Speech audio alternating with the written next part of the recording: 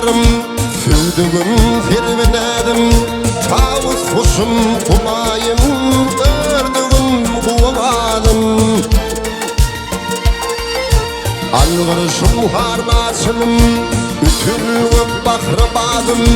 yatsım zinzil uhadım turfum olumda sadım kuyundir yürükken çıksın otlu bir adım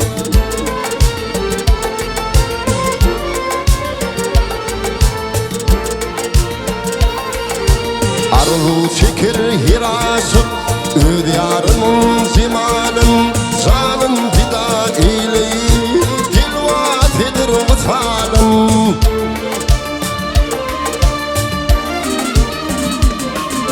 didara aşık bolun neyler bu dünya malın elim zakana vermin akıllı koşu hanım min mecnunum sonda eyleyli dil divanım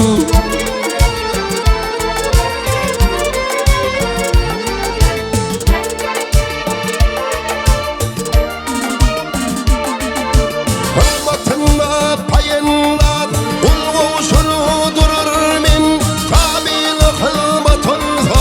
yar zimanın kırır min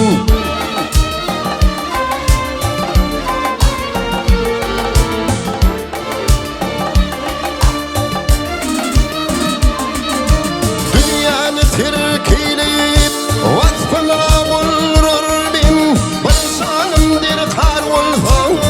can olsa verir min dildarımdır gâhinde olur için niyadım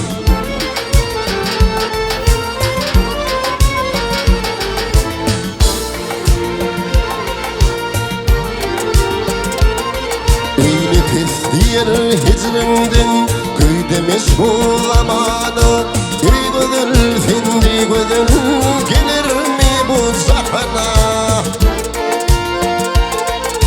yarım nadarım talhım min garipna tuvanı senin vasfın yadır min yersiz gelse duanı dilim bir vadileyip arsa çıkar